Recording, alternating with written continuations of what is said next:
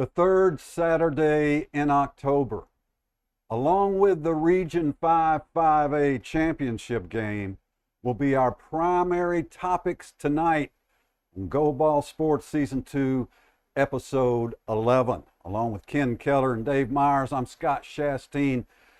Yes, we cover things in person.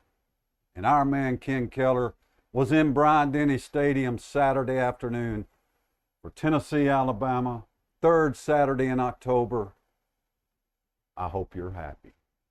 I hope you're happy. I think relief. Okay. Relief is the word for me, man. So, my wife and my son, my oldest son, we went there, and man, it started early for us. And my daughter-in-law, we left at 5 a.m. in the morning and went straight to Galette's. And of course, my son's an Alabama fan. All his Tennessee buddies were there. Tons of Tennessee fans inside Galette's. More of like a college type atmosphere, pub, bar type place, and just the excitement, the energy, the enthusiasm of the fans on both sides was unbelievable. Weather was picture perfect, just a perfect fall day for all the orange and crimson. The anticipation level was very high on both sides. Both teams believe they could win. Scott and Dave, I got several videos I put on X. I encourage our fans to go check them out, take a look at them. But we've got one of them right here we're going to share with you right now. It's got over 4,700 views. We're live in Galette's, downtown Tuscaloosa. I'm here with the Tennessee and Alabama fans for the third Saturday in October. This is going to be on Go Ball Sports. Our sports show is YouTube Live. I got some predictions here for you, man. Let's start right here. Who do you like? 23-17. Oh, go Big Orange, baby. Go Big Orange, baby. We say ball suck, but let's see. Okay. Who you got here? So I'm going to go Bama 19. Vols 22. Smoking the cigars. Okay, we got an Alabama fan here now. I've thought this game through every way possible. I'm thinking Alabama scores 31 points. Tennessee scores 20 points. Alabama wins the game. Joe Milton throws 2 interceptions. Alabama wins the game. Take it. So this Bama fan saying they're going to be smoking cigars right here. Here we go. Yeah, here we go. All right, we're out here today. The drinks are flowing. Sun's out. It's a great day for the Vols to win 24-20 right here in It's an ugly game. It's a game of field goals. I'm going 23-19 Vols. 23 field goals. Good game. Okay, let's go. Tennessee won 52-49 last year in a thriller. Not going to be this many points this year. Good luck to both teams. Let's see who takes it. Who's smoking them cigars? Will! Come on! So that's the kind of enthusiasm, Scott, it was pregame, man. So I brought a Goodwill offering in tonight for you from straight from Tuscaloosa. All right. Here's your Vol lanyard, man, just to show we're still buddies, even though it doesn't matter who wins in this series. Hey, Man. we're brothers for life. My blood's crimson, yours is orange. Hey, it's all right. But hey, I appreciate that. It's a $100 gift card, man. That's awesome. So, it's just, the spectacles. So we have all the pregame, hype, and then the teams come out, man. But before the game, some A-10 Warthogs came over the stadium, right after the national anthem, man. It was patriotic, and it was great. The fans acted well on both sides. But, Scott, we're going to talk about the game now. What a tale of two completely different halves. Yes, it was. All right, so you had the good first half. Tell me your emotions and thought in the first half action, Scott. Well, I would have been the first person to say you can't beat Alabama kicking field goals. And I was saying that to Josh Heupel really loud. On 2 of the first 3 series, Tennessee had the ball when they had it first and goal at the 5, and they kicked field goals. I screamed, Josh, we can't beat Alabama kicking field goals. And sure enough, we couldn't. So even though Tennessee led, 27 at the half, I was not comfortable at all because you got to score touchdowns against Alabama. And that proved to be true. Tennessee should have been up bigger, should have had a couple more touchdowns. It could have been an insurmountable lead, but instead it was an easily surmountable lead. Yeah, so I'll give you my emotions first half. My emotions were, stunned. Joe Milton starting out 9 for 9. His first incompletion was a drop right in the receiver's hands. Alabama stunned, going nowhere on offense. Down 13-0 after the first quarter. Bama fans murmuring. Tennessee's opening possession when Alabama kicks off, they go right down the field and score 75 yards just like that, 7-0. They scored the last drive before halftime and has had all the momentum going into the half after Alabama cut it 13-7 and made it 20-7. My son on that last drive said, "Dad, I'm out of here. I'm going to Galette's. There's no way we're going to win this football game." And then he looks at me and says, "What makes you think we can win this game?" And I said, "Son, there's a lot of football left." That's all I said. I had no other answers, no way on how Alabama was going to get back in it. And I agree with you, Scott. Really, you've got it. Those two opportunities Tennessee had, to score touchdowns certainly could have been easily 28-7 at the half. 20-7 made a difference. One of those field goals should have been a touchdown. A Tennessee receiver had the ball in the corner of the end zone in both of his hands, and the ball slides through, so Alabama never missed. But what a throw that was on the first drive, the touchdown from Joe Milton to Squirrel White. Squirrel White put on a performance, Scott, in that first half. You mentioned that first incompletion. The whole game changed on that first incompletion. We noticed the body language difference of Joe Milton after that first dropped incompletion. He was never the same the rest of the game, never the same. And then the second half started. So we get to second half action. Alabama deferred. They get the opening kickoff. Jace McClellan, 29-yard run, the largest run of the game, certainly nowhere near that in the first half. The fans were booing Tommy Reese, the offensive coordinator, for playing very conservative run, pass, third and longs, two runs and then a pass.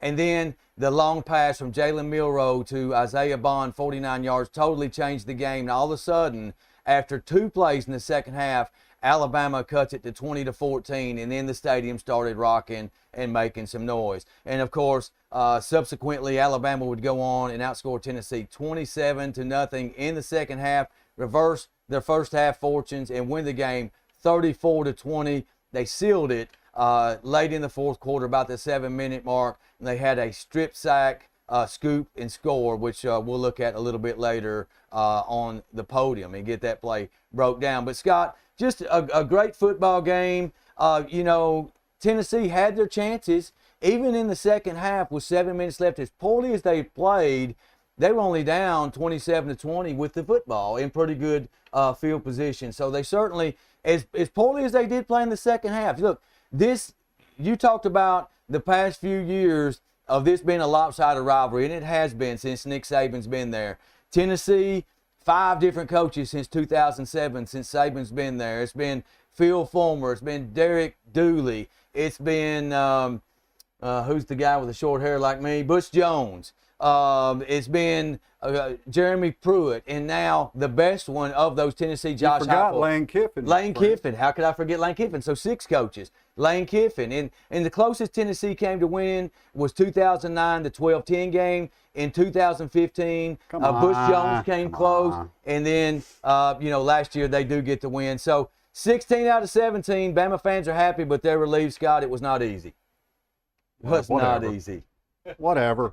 Yeah. It's over. It's very typical. Okay, it was in Tuscaloosa.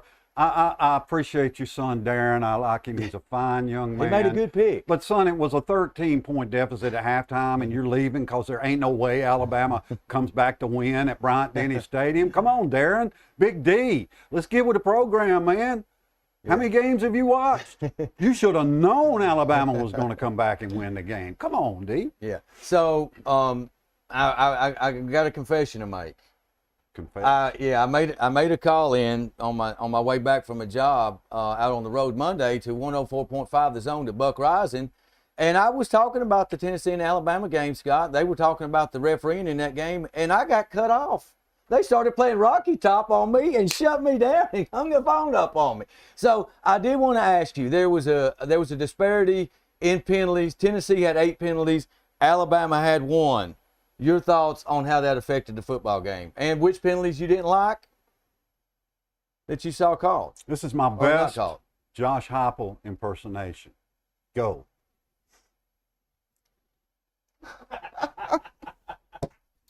Oh, speechless. Don't interrupt me. I'm doing an impersonation. Was that a long enough pause? Next question. That's good. That's good. So I went back and I did some research from the last Oh, I 18 can't games. wait. The last 18 games, the 17-1, the 16-1 streak, the last 17 games in the series. Tennessee has 103 penalties called on them the third Saturday of October. Alabama has 90. So Alabama 5.29 per game, Tennessee 6.06.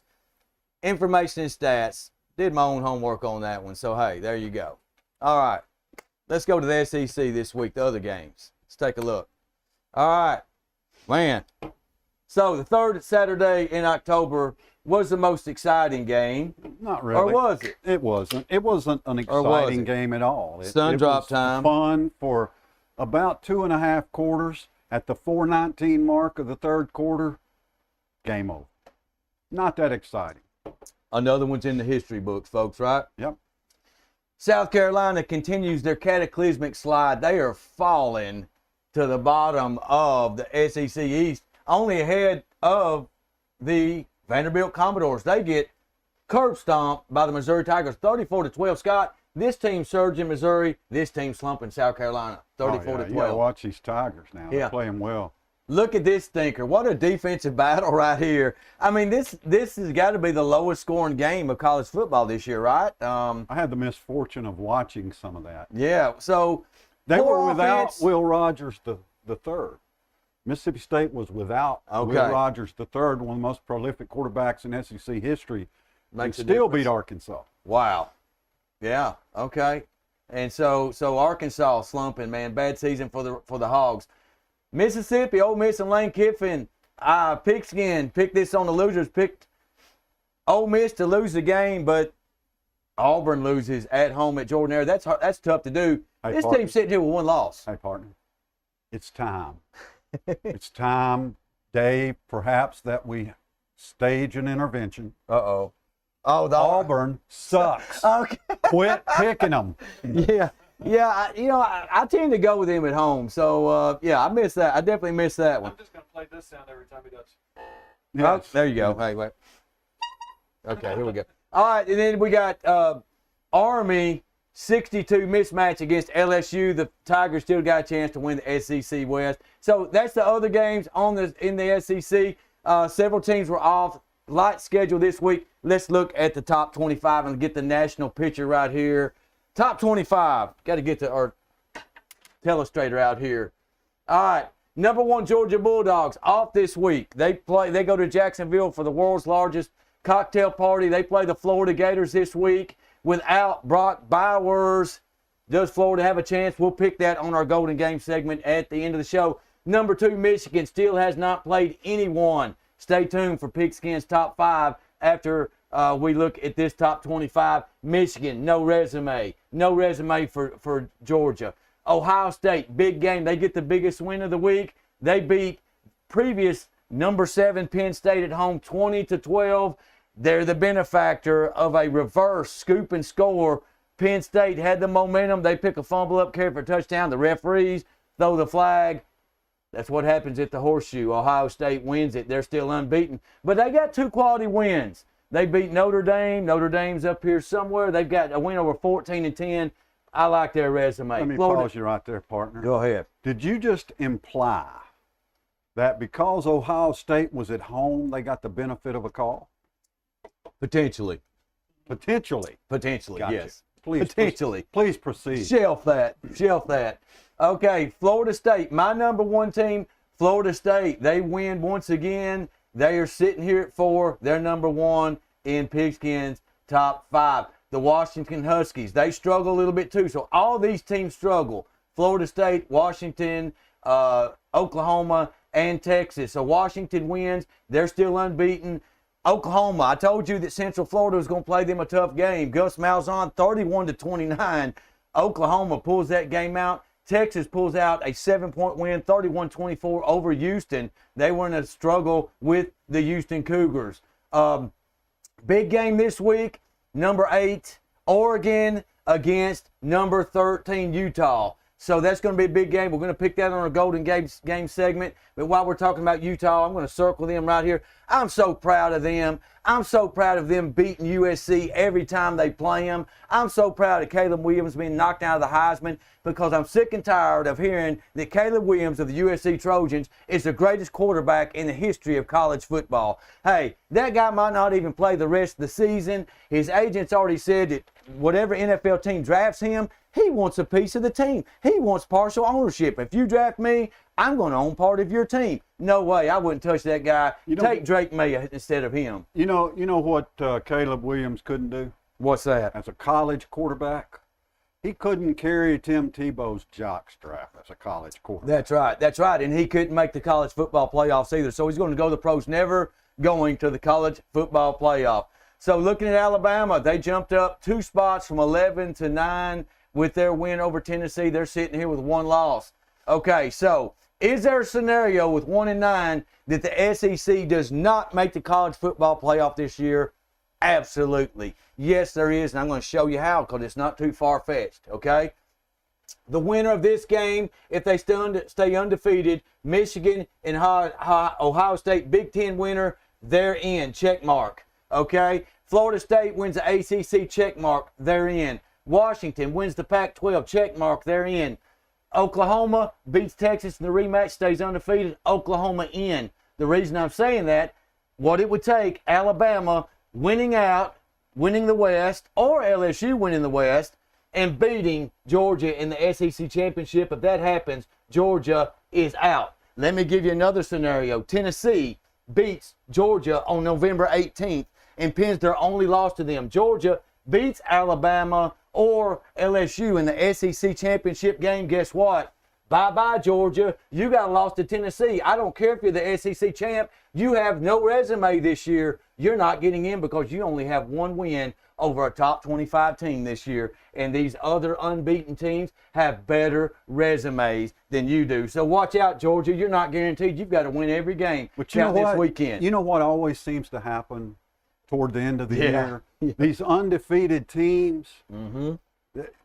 How often do we end a season with 4, 5, 6 True. Hey, you just teams, burst right? my bubble. You did, because that's probably what's going to happen. So the first initial college football poll comes out on Halloween next Tuesday. So we'll see who the committee values number 4. Now, it's really critical of where they put Georgia in that first poll. But I do not think Georgia's going to be number 1 when that poll comes out next Tuesday. We'll preview that next Wednesday. Cheaters may be kicked out of college football before next week. Oh, yeah, yeah. These are the Michigan Astros.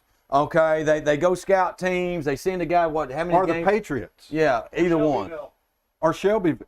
Uh-oh. Don't our practices for the last 2 weeks. Or Shelbyville. Oh, we're going to break that during our high school segment. That's good stuff right there. Didn't know that. So back to this top 25. I'll be real brief. Big drop right here from 10 to 17. I told you last week this 10 spot was a jinx.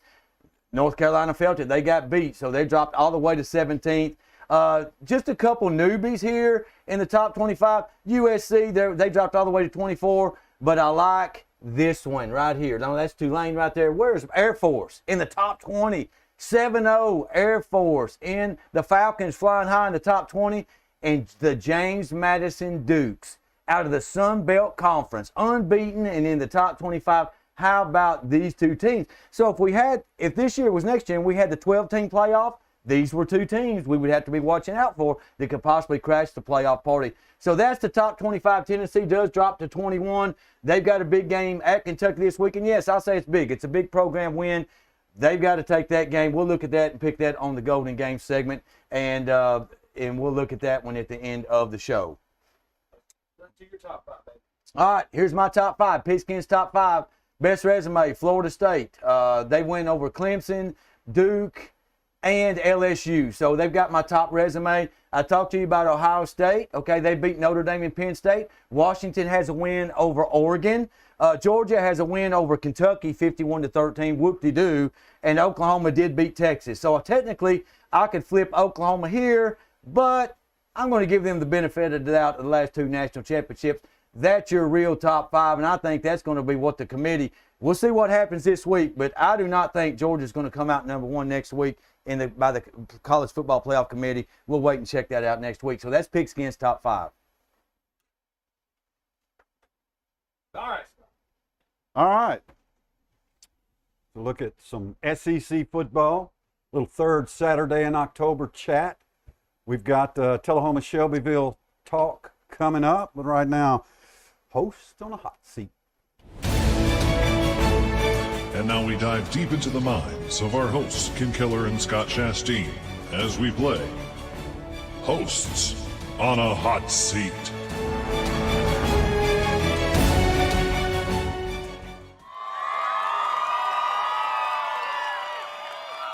Welcome back to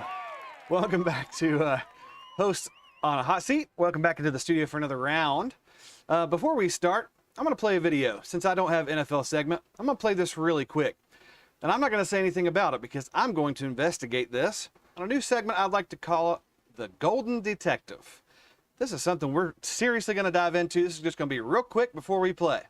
Last night might have been the most rigged NFL game we've ever seen on live TV. In the Eagles' 31-17 win over the Dolphins on Sunday night, the Dolphins were penalized 10 times, while the Eagles were not called for one single penalty, despite there being a massive collection of videos in which they clearly committed blatant game-changing fouls. These clips have now went viral on Twitter, and fans are calling for an investigation, as they've also discovered that Dwayne Hade, one of the lead refs from the game, has a history of unfair refereeing, specifically in games that involve teams from Pennsylvania, where he grew up. In 2017, Hade and his crew were suspended from reffing an ACC championship game due to previous unethical refereeing during a game in which Pittsburgh, a Pennsylvania team just like the Eagles, played Clemson and received major help from the refs as Hade and crew called Clemson for a season-high 10 penalties and let many calls slide for Pittsburgh. Last night's Dolphins-Eagles game was only the second time in NFL history that one team finished with 0 penalties and the other team finished with 10-plus penalties. Here you can see one of the worst missed calls of the game, where Eagles cornerback James Bradbury pulls receiver Cedric Wilson to the ground by his face mask right in front of the ref, and he ignores it. Or this one, where linebacker David Long is literally grabbed by the neck and pulled to the ground by an offensive lineman.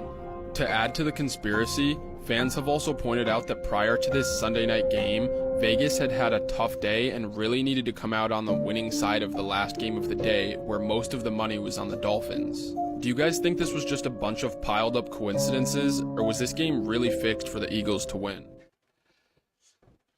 Okay, yeah, anyways. Welcome back to the game that has points to give but nothing to spend them on.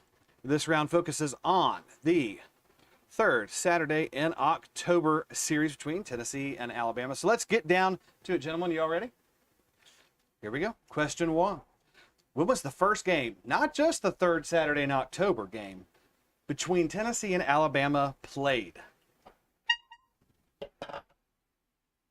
1896. Very close, but wrong. Ken, you got a guess? 1898. You're getting closer? No. I'm going to give you another try, Scott. 1899. No. How long can we go? 1894. Wrong. All right. In 1901 in 1901. Birmingham, it was a 6-6 tie, Oh, wow. which is probably the best score they've had. This is an actual picture of the 1901 Tennessee I remember that was Wow. a junior in high school. You know, and the thing about this is this series is in jeopardy after next season. You know, if the SEC goes to 8 games, if they go to 8 games, you only play one permanent opponent. Alabama will keep Auburn. They'll lose Tennessee. Tennessee will get Vanderbilt. They'll lose Alabama and Florida. So if they go to 9-game season with 3 permanents, 9-game conference schedule with 3 permanents, the series will still be alive. But they will play each other every other year regardless if they do go to All the right. 9. Just FYI. All right, second question. Here we go. Nobody got a point, so nobody can spend them. What is the overall series record between the two teams? Alabama leads it. Correct.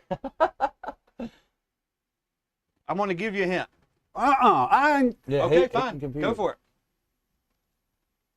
See, I count 122, 123 games.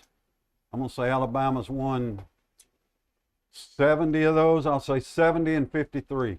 Wrong. Good guess. I'm going to say 58 wins for Alabama. Woo! I'm going to give it to you What is because it? the answer is Alabama leads 59 59. to 39 with 7 ties.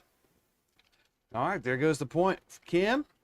These are hard ones. And now we have, let's get back to it. No, wrong one. Pick it. Here we go. Third question. In 1982, Bear Bryant made his final trip to Neyland. Who won that game? And for bonus points, what was the final score? Tennessee won 35-28, I think.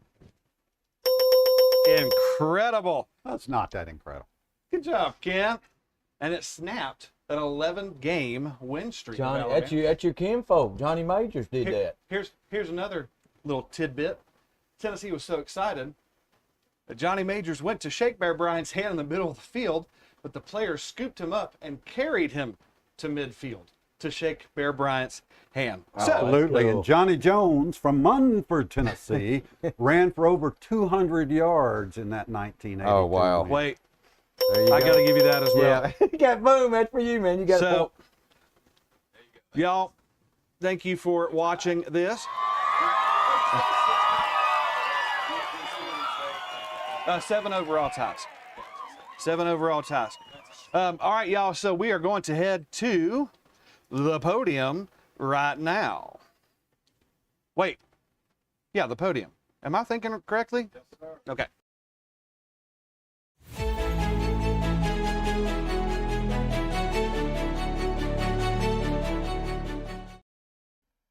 All right. My bronze medal for today is going to go to Philadelphia Eagles wide receiver A.J. Brown. He's only going to the NFL Hall of Fame. Go ahead and accept that. A.J. Brown is a dominant receiver, 5 consecutive games with over 125 yards receiving. I think that's an NFL first. Nobody else has had 5 straight games with over 125 yards receiving. The Eagles beat the Dolphins. Whether it was rigged or not doesn't matter to me. I picked the Eagles, so I'm good. A.J. Brown, the beginning of the end of the Titans as we know them in their current phase. The beginning of the end was the trading of A.J. Brown. Congratulations, A.J., you get the bronze medal. Well deserved. He had a great football game. So my bronze goes to Bill Belichick and to Mac Jones for their unbelievable comeback. Significant game in that Mac Jones had been benched 3 times this year, leads an unbelievable dramatic comeback against the Buffalo Bills. They pull it out on a last-minute drive in that game. Mac Jones gives Bill Belichick his 300th career win. Bronze medal, New England Patriots, Mac Jones, Bill Belichick. All right, my silver medal is going to go to the Tullahoma Wildcats.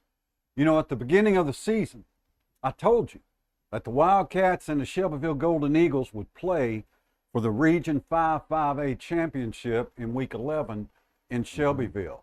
And you know, that's turned out to be true. But remember, after Tullahoma lost to Franklin County, Remember what all of y'all said? Remember what all of y'all thought? You were wrong. All Tullahoma's done is reel off 5 consecutive wins, anchored by a defense that has become just exceptional. And that defense is going to carry the Wildcats into multiple rounds of playoff action. So my silver medal tonight, Tullahoma Wildcats. My silver medal is going to the best college football receiver in the land, and that's Marvin Harrison Jr. of the Ohio State Buckeyes. All he did was have 11 receptions, 162 yards, and a touchdown. Look, great players play big in big games, and Marvin Harrison Jr. is going to be a surefire top 5 pick, number 1 wide receiver in the draft. Outside of Justin Jefferson of the Minnesota Vikings, this guy's the best wide receiver on the planet. He's awesome. Silver winner. He is Podium. awesome. He is exceptional, and could be a great pro. My gold medal tonight, a little bit tongue-in-cheek. During the high school football season, I usually talk about and point out a couple of teams that just have no hope. You know, they're going winless. Last year it was Spring Hill. This year I've been picking on a couple, Huntland and the Community Vikings.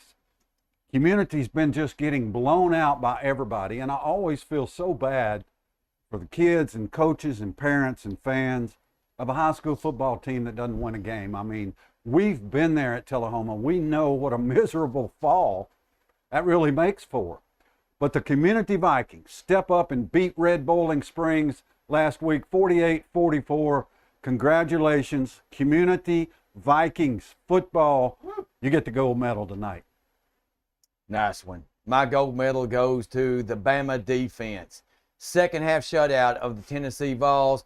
2 critical 4th and 1 stops inside Tennessee territory that were critical in the contest. And the biggest play of the game with 7+ minutes to go. Chris Braswell sacks Joe Milton. Jihad Campbell makes a scoop and score. Gold medal is Alabama defense. Watch Nick Saban break this video down to this play. This is why the guy's the GOAT. Coach, let's take a look at our play of the game brought to us by CB&S Bank.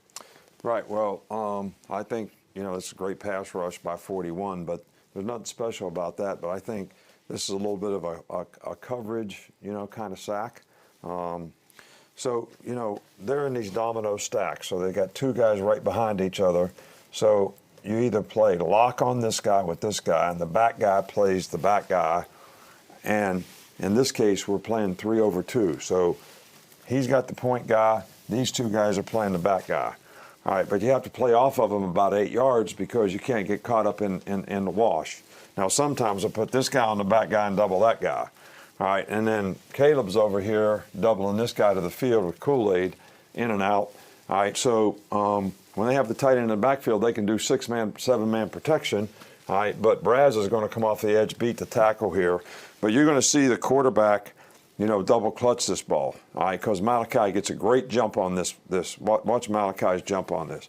9 does a great job of jamming the point, all right, which is what you want to do for the smoke passes and the advantage throws they try to do. He knows he's got help, but he's got to play inside out because the guy's so wide. He gets a great jump. And you see this guy starts to throw the ball right there, and he gets a great jump on it, and he doesn't. And then we get the strip sack, 41, great pass rush. Really does a great job. All right, 92, we don't do a good job on this side, but and 30 scoops it up and scores because when you're playing this coverage, 30 and 32 can sort of, their guys don't really come out. They got the tight end and the back. So it's 7-man protection, so you got 2 rats on the quarterback, really. But we lost contain on the quarterback a couple times in the game that hurt us, but it doesn't hurt us here, man. This is a big play in the game to get us up 2 scores in the game and made a big difference. All right, so that's our podium, and Nick Saban breaking down the big play there. Joe Milton double clutching because of the coverage on the play, made that split second. Little things make the difference in big plays. And you saw it right there. Whatever. Let's talk some high school football.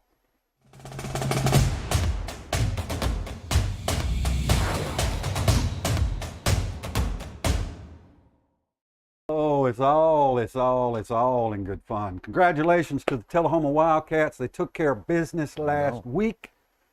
They went to Spring Hill and beat the Spring Hill Raiders 29-7.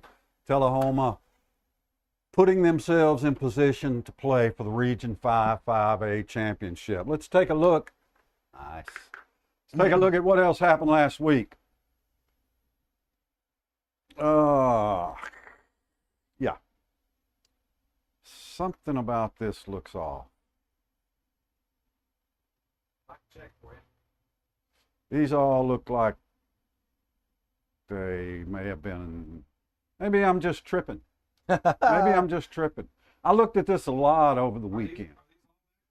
No, this is week 2. This is 29-7. Yeah, that is not right.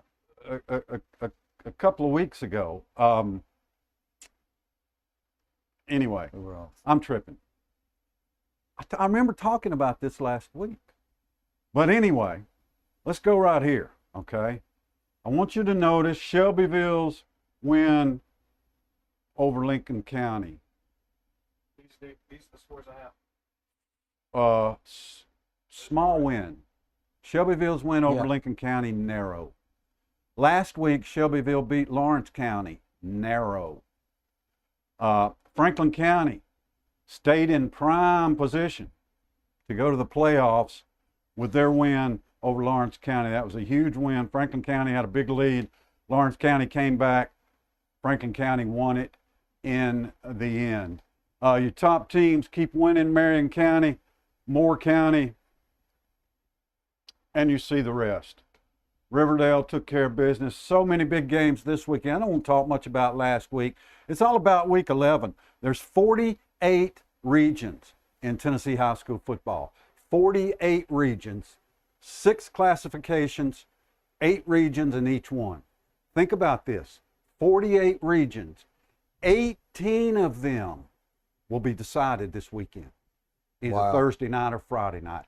18 out of 48. I've got your stats at the end. That's a lot. I've got all your stats at the end. Roll it. All right. Now, this is the final South Central Tennessee high school football poll. Why is it the final poll with a week to go? Because, frankly, after next weekend, we don't care about polls. It's all about playoff brackets. Playoffs? Playoffs. We're just trying to win a game.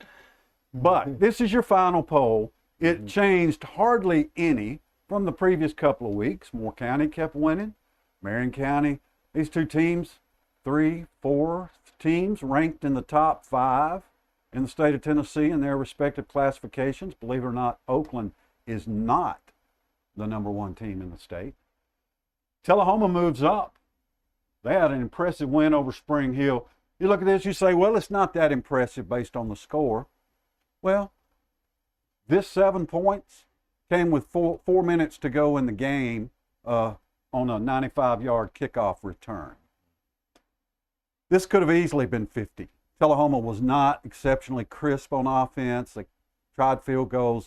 It wasn't a really not good game by Tullahoma's offense. It wasn't bad. It just wasn't really good. That could have been 50. So it was a lot closer. They jumped Shelbyville. Shelbyville just has not been that impressive in the last couple of weeks. Giles County, Riverdale. Riverdale and Oakland will play for the Region 3 6A championship on, I don't know if that's Thursday or Friday. And here's Columbia. I think they're going to finish 3rd in Region 5 5A. So that's your final poll. Congratulations to the Moore County Blue Raiders. Hey, before we jump off this, go ahead. And you got to come in. You'll see the Thursday or Friday. I put Thursdays on the list. All right, so Scott, you got Tullahoma with 2 losses, Shelbyville with 1, but Tullahoma's played a little bit more difficult schedule. 5 versus 6. If you were to handicap this game, what would the point spread be on this? I know we're going to pick it later, probably in the Golden Games. How would you set the spread on that game? Well, I think you've got a couple of contrasting factors. Okay, take me over here. A couple of contrasting factors, and that is Shelbyville has not played exceptionally well in the last couple of weeks. So that's the streak they're on, scoring 20-something, giving up 20-something. That's not a good streak to be on. On the other hand, you got Tullahoma, whose defense has basically shut out their last two opponents. Were those two opponents very good? No, but neither were Shelbyville's. So you just compare the last couple of games, Tullahoma looks like the dominant team. However, Shelbyville is 8-1, Tullahoma 7-2. Shelbyville only lost one game. They lost to Marshall County, the number 4 team in our poll. So they're at home. I gotta say that I think if I was an odds maker, I would make Shelbyville a 2.5-point favorite in this game for the Region 5 5A title. That's what I'm setting the odds at. Not what I'm picking.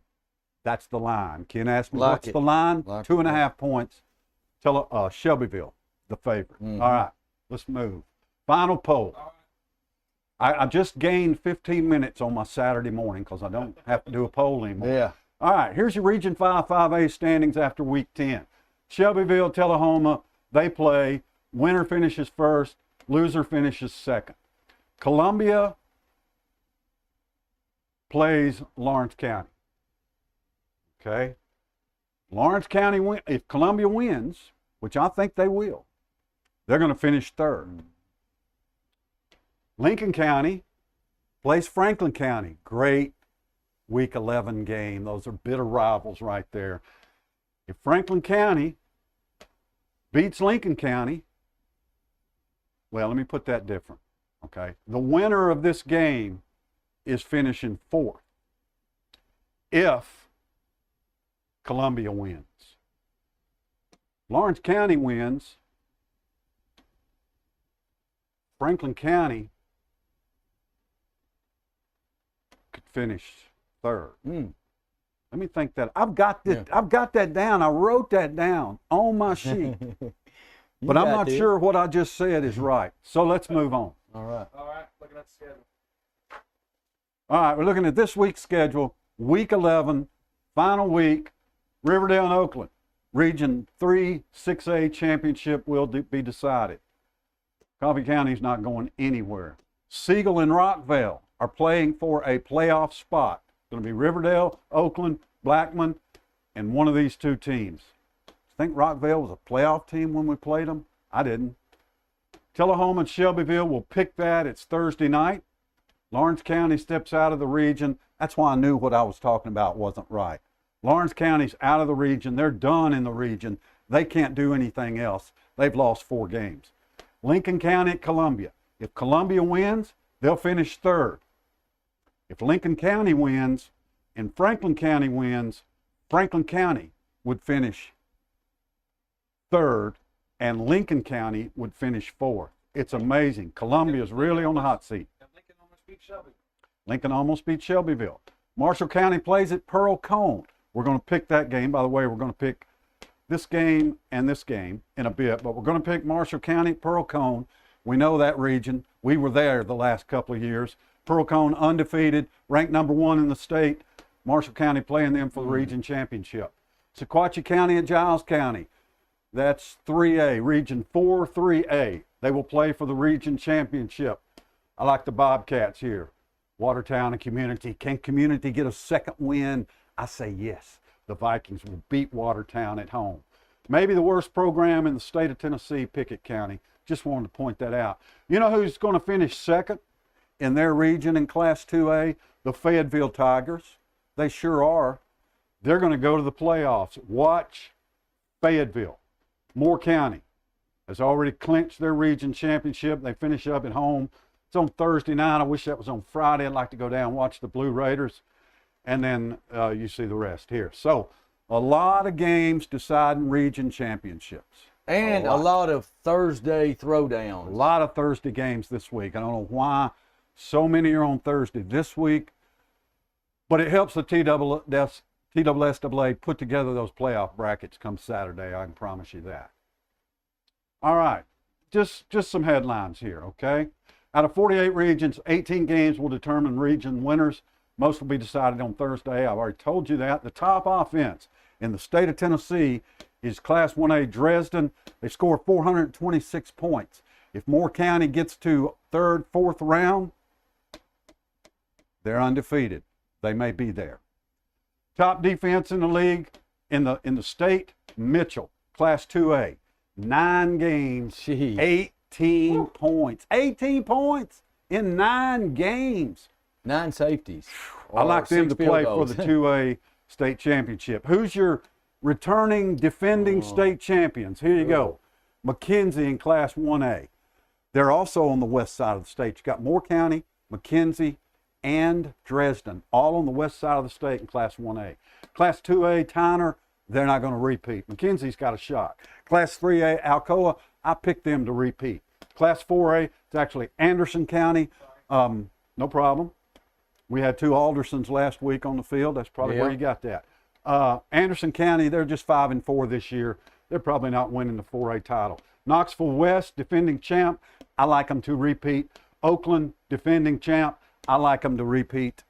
There's your defending state champs for Tennessee high school football. Now let's talk Shelbyville, Tullahoma. Ken, you asked me what I thought the point spread would be. I thought Shelbyville ought to be favored by about 2.5 points. What do you think? Yeah, the home field advantage just counts for that. But, I really, we're going to pick this, I guess, in our golden games. Just a minute. And, but, I really like the way Tullahoma's defensive line is playing. And, Ezra Myers, Jalen Hill, have been fantastic harassing quarterbacks. And I think it's going to be a long night for Nathan DeLauder. I'll give you my pick, but you got a hint of who I'm taking. Well, the Eagles. Love the defense Tullahoma's playing right now, and I think the defense is really going to hold Shelbyville to the lowest point production of the season. So I want to pop in here just for a quick sec. There are things that when you have a player on the team, you hear, but I've also talked to the quarterback of Shelbyville as he referees in my youngest son's football league. There are things that make me feel pretty confident about this game. However, Shelbyville, and Tullahoma was told this week, they've waited all year for this. They have literally prepared for Tullahoma all year, watched football all year, because they know that's their competition. So this game being what it is, I'm going to go ahead and pick because I don't get to do it. I'm going to say Tullahoma pulls this off because this is not a Region 5A game. This is a statement game. Anyways, back to y'all. I love Tullahoma's won the last 3, and the Wildcats lead this series 16-15. Oh, wow. Since John Olive started as Tullahoma head coach. Since 1950, Shelbyville leads this series 38-36. How close And did we get? since 1950, there's only 2 schools that Tullahoma has played every single year. Coffee County and Shelbyville. So this is a yearly grudge match. It's always tough. Tullahoma broke a 21-game losing streak in Shelbyville, opening of 2017. Just a lot of history here, a lot of history. Shelbyville has allowed too many points this year. To me, that's the key. Tullahoma's defense is great, but it's that Shelbyville defense that is lacking. It's their special teams where Tullahoma holds a big edge. We need a solid night out of special teams for the Tullahoma Wildcats. We'll be there Thursday night, tomorrow night, 7 o'clock. If you live in Tullahoma and you are a LightTube subscriber, you can watch us on Channel 23. Anywhere else in the world, you can listen to the audio on YouTube. Just search for TUA LightTube on YouTube. LightTube on YouTube. And if you go to the game, and I hope you do, take you a radio or a FM app on your phone or whatever and listen on 87.9 FM. There's no delay on that broadcast. It goes right with the play on the field. All right, Golden Games time. Let's do it.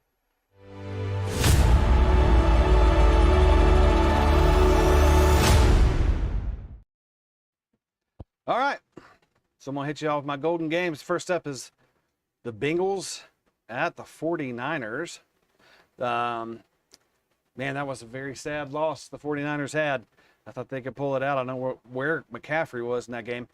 That's on Sunday, 3:25 p.m. on CBS. I've actually got the 49ers bouncing back from this week and beating the Bengals and Joey B. What do y'all think? I believe this is a rematch from the 1981 Super Bowl, if I'm not mistaken, that the 49ers won. They don't got Joe Montana and Jerry Rice, but they do got Brock Purdy, and he's pretty good. So I'm going to say 49ers are going to bounce back from a couple losses. They're going to beat the Bengals in a game the Bengals might need worse. I'm going to go with 49ers at home. I think the Bengals do need this one worse. I think Brock Purdy, the league is beginning to figure him out a little bit. But I do like the 49ers to bounce back. I think they're too good a team to lose at home and drop to 5-3. I like San Fran. All right, next game. Got the Browns at the Seahawks, both 4-2 teams. This should actually be a pretty good game. That's a Sunday, 3:05 on Fox. I have the Seahawks and Geno pulling this one out. I just think their offense is clicking too fast. Not just too talented, but too fast for these Browns to get a hold of. What do you think?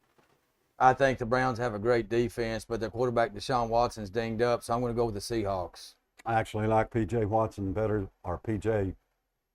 Walker better than I do Deshaun Watson. Cleveland's defense is awesome. Myles Garrett is heading towards the Defensive Player of the Year in the NFL. Yeah. I like the Cleveland Browns to go to Seattle and win this. It's going to be a tight one for sure. Last game. Jaguars at the Steelers. I think this is going to be, well, the best game of the week because there's not very many good games. And, of course, I'm not picking the Titans anymore because I'm just going to disappoint myself as they got rid of Kevin Byard. That's cool. That's great job. So I got, that's Sunday at noon on CBS. We won't be able to watch that, but I've got the Jaguars pulling this one off. I think Sunshine is playing some really good football right now. I think the Jaguars are too tough for this team. What do y'all think? Look, I like Trevor Lawrence as a quarterback. We saw what he did last year, even in the playoffs, winning the game. But, Pittsburgh's tough at home. Give me the steel curtain and the Pittsburgh Steelers. I'm going to take the Steelers to win.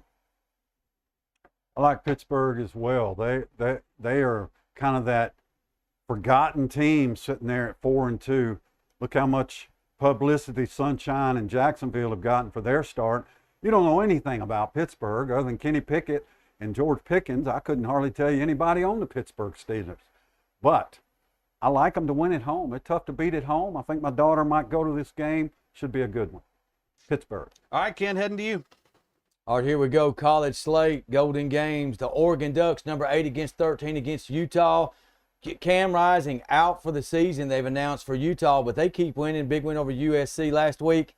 I got to go with the Ducks, though. Give me Oregon and Dan Lanning and Bo Nix. I'm going to take the Ducks. Yeah, I like Oregon to go into Utah. It is a tough place to win, but it's because of that quarterback that I'm going with Oregon. All right, next game we have Georgia and Florida. So this is the 2:30 CBS game.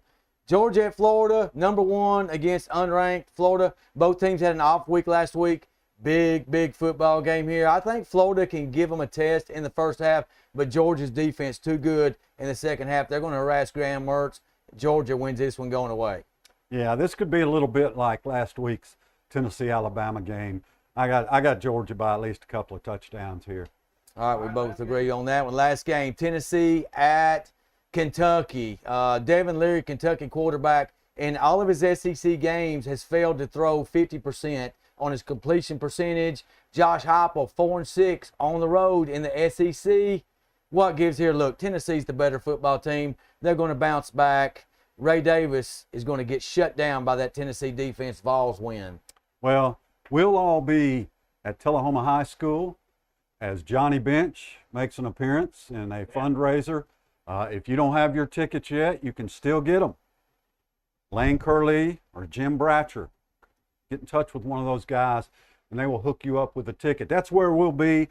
I'm sure half the crowd will be watching scores or whatnot. Yeah, Tennessee, they own Kentucky. Just check the last 40 years. I'll take the Vols. Scott, Tony.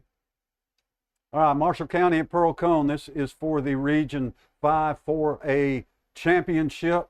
Pearl Cone undefeated. Marshall County with 1 loss. What do you think, partner? Firebirds. Pearl Cone Firebirds. I'm going to go with the Firebirds as well. I think they may be heading towards a state championship. Lincoln County at Columbia. Huge ramifications here. Columbia needs to win this game to seal third place in the region. They don't want to drop to fourth and host that first round game. Lincoln County could be a big spoiler here. Neither one of these teams have impressed that much, but I think Columbia's got more talent. I think they'll win it at home. I agree. Lions over the Falcons. And finally, Tullahoma at Shelbyville. This one for the Region 5-5A title. We've broken down some of the matchups in this thing. I tell you what I like more than anything, going back and watching recent Tullahoma games, is how Mason Bratcher is hitting these slant routes. I mean, dead on slant routes. Receivers just got to hold the ball. Shelbyville's favored by 2.5. I'm taking Tullahoma and that 2.5. I'm taking Tullahoma straight up. The Wildcats go to Shelbyville and win the Region 5-5A championship. Boom. Scott laying the points. I agree with you, partner. I tell Tullahoma's going to win this game because of balance on offense, creativity on offense. I think they can find some mismatches and some big plays in the passing game set up by Johnson, having all those running games during the 100-yard running games during the winning streak. And that defensive line for Tullahoma gets after Nathan DeLauder. That's a difference. The sack attack of the Tullahoma defense. Colby Tucker, Ezra Myers, Jalen Hill get the job done. Wildcats win the region tomorrow night. Shelbyville giving up 23 points a game. Tullahoma giving up 11. All right, it's time for the 2-minute warning. Okay. Injuries are a part of football. I've over my years, I've watched some nasty injuries in the NFL. The first one I remember was in 1976. Darryl Stingley getting hit by Jack Tatum, Patriots against the Raiders, and paralyzed on the field. I was 11 years old at the time. Had never seen anything like it. Joe Theismann breaks his leg. Joe Theismann breaks his leg against Lawrence Taylor on the Monday Night Football game in 1985. And then Mike Utley of the Detroit Lions, blocking on Thanksgiving Day in 91, was watching the game, that early game, and he gets paralyzed on the field. And then Tua, we saw last year, nearly have some trouble against the Cincinnati Bengals that gave everyone a scare. So injuries are part of the game. Fake injuries are not. It's time for the SEC to step in. It's time for the NCAA to step in. Zero tolerance for fake injuries. I've got a video I want you to watch. This is disturbing, okay? Because Steve Shaw, NCAA official, you got to start knocking these guys out for a full possession, whether it be 15 plays or 4. They don't come in for a full possession if they pull this stuff. Cue it up, Dave. Amari Thomas is down on the field. Very interesting injury there because Tennessee was not ready for this punt return. They only had 5 people on the field. And Alabama had the regular offense out there, at least to maybe try to draw him off sides. Exactly. He's right here. He's going off. He looks back. He looks back to the bench, and he knows they're in trouble. And then it's his knee or shoulder. He's not sure. Everything hurts. Everything hurts. That's all I got.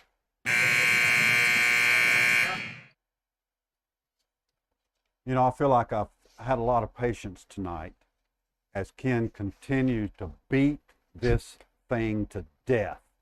I didn't do that last year, but you can bet if Tennessee ever beats Alabama again, and that's an if, an honest if, I will be relentless. It will be an hour full of videos, okay? It's interesting that Ken talked about injuries because there's another injury that stands out to me, and that was Inky Johnson. Inky Johnson, Tennessee cornerback, injured against Air Force. I don't even remember exactly what year it was, but he was just defending a pass and hit the receiver oddly. Inky lost the use of his right shoulder. He's been on a guest on this program before in a previous incarnation. And I don't know if you know who Inky Johnson is or not, but he has turned into one of the nation's top especially sports, but not just sports, motivational speakers, highly paid. I can't believe we had him on this show before he even started that journey. But just listen to Inky for a minute, and that'll end my 2-minute warning. Tell y'all the trick of life, right? This is the trick of life. In life, you can be so gifted, right? And so talented. I want y'all to hear this, right? You can be so gifted, so talented, right? So skillful. Something can serve as an advantage your whole life. I'm talking about it can make you win. It can get you out of problems. It can help you problem solve. Like it can be I'm talking about it can be your Thanos, right? Your joint, right? It's it, right? Your strengths, right? This is the trick of life. If you don't personally develop, right? If you don't grow, if you don't evolve, at a certain point in your life, your advantage is going to become your disadvantage. Guarantee you. That's the importance of hard work. That's the importance of dedication. That's the importance of commitment. That's the importance of integrity. That's the importance of accountability. So when you face something that you've never faced before, so when you encounter something that you've never encountered before, so when you find yourself in uncharted territory, when you face an opponent that you've never faced before, the one thing you don't question is you. Because the moment you question you in the midst of something that you've never faced before, game over, Jack.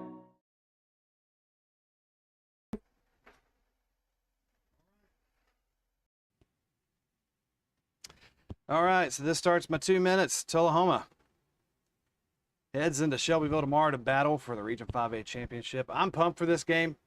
I think it's going to be a great game. It's an important game that I hope the whole city of Tullahoma attends. When you attend, it sends a message in several ways. To the school and its athletes, it says that the community supports this team as they've had a great year.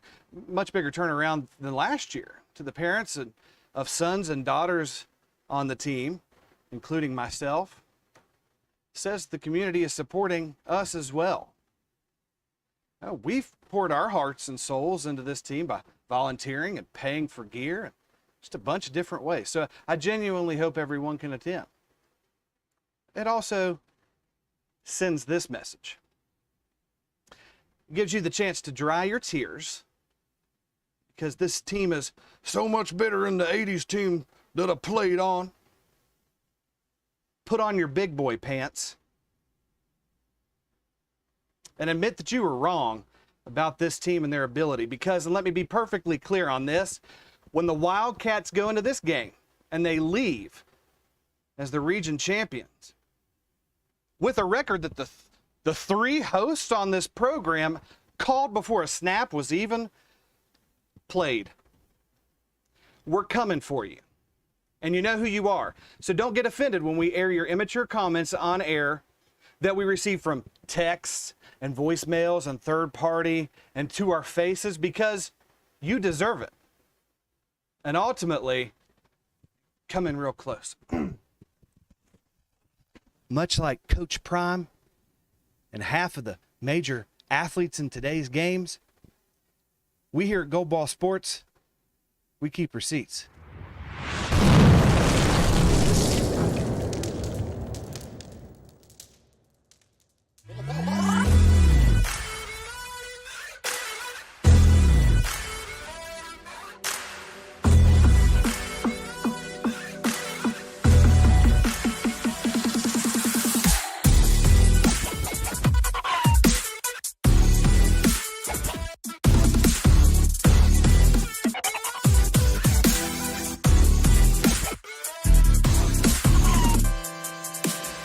Having fun together makes a party.